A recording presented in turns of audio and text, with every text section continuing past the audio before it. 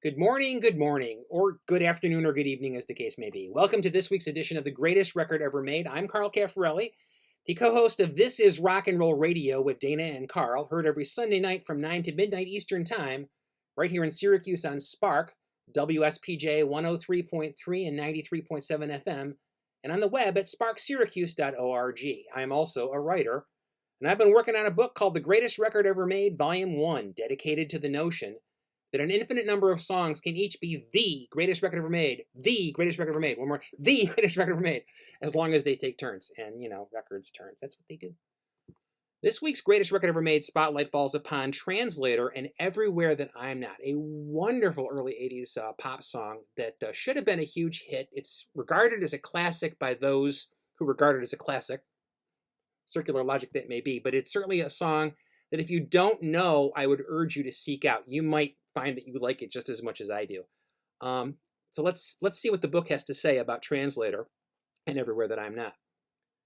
Translator, Everywhere That I'm Not, written by Steve Barton, produced by David Kahn, single from the album Heartbeats and Triggers, Columbia Records, 1982.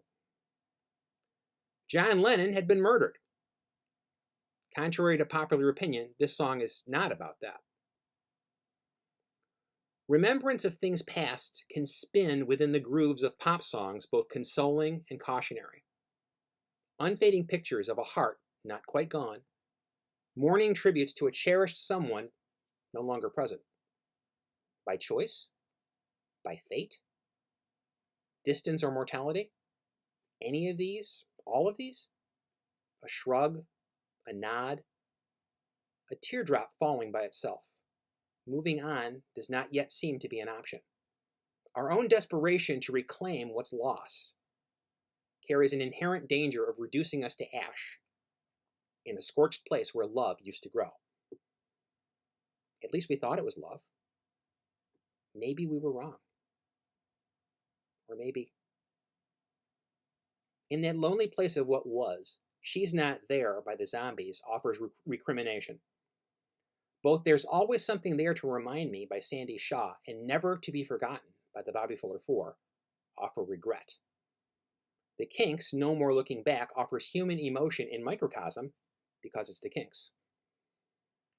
Translator's Everywhere That I'm Not is just a punch to the goddamn gut.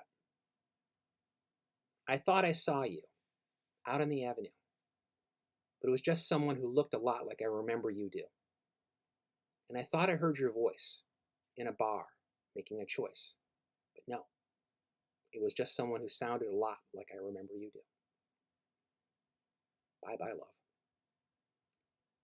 Translator came into being in Los Angeles in 1979, a rock and pop quartet ultimately headquartered in San Francisco. Singing and songwriting guitarists Steve Barton and Robert Darlington joined armed forces with bassist Larry Decker and drummer Dave Sheff to pursue the dream of making it big, wedding a shimmering, dreamy new wave pop sound to a subtle sense of last chance desperation and a vivid memory of Beatles and Byrds 45s.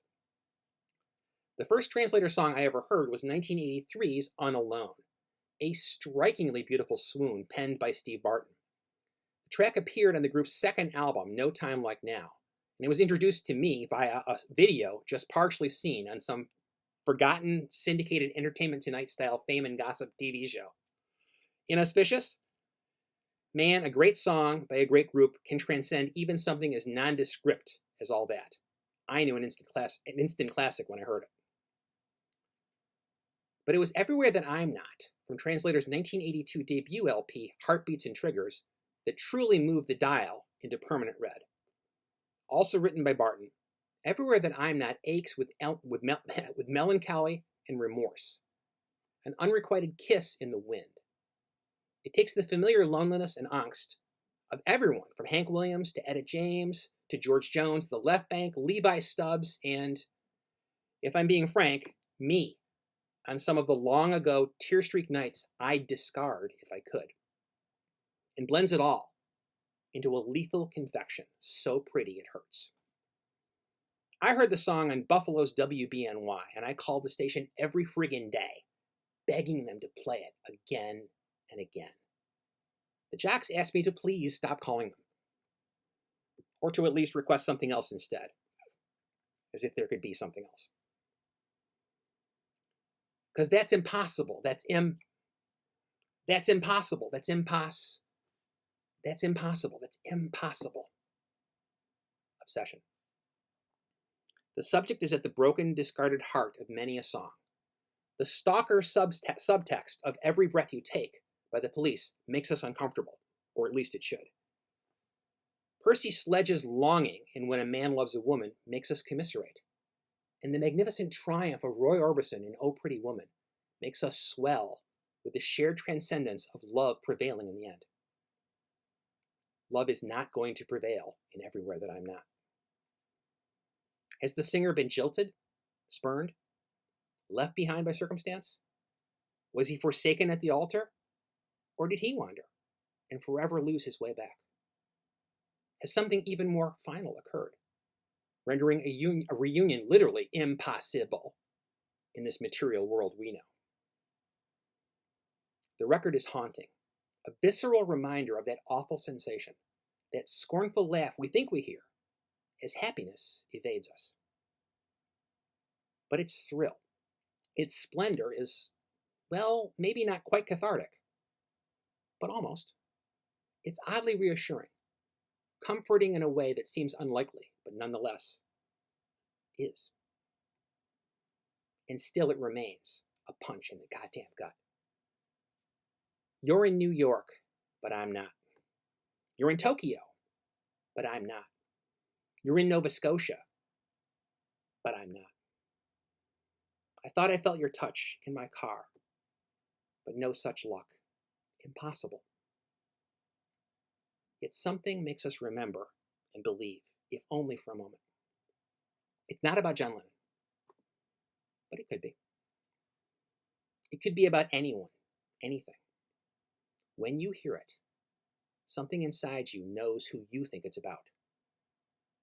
And you can't stop that hollow echo from deep within, whether good or bad, a smile or a tear. It's impossible. Impossible. Thank you for joining me this week for The Greatest Record Ever Made. Below, you will see options to subscribe, support, tip, and I guess wave from the distance too. And I hope you'll join me next week for another shiny episode of The Greatest Record Ever Made. Thanks, and good night.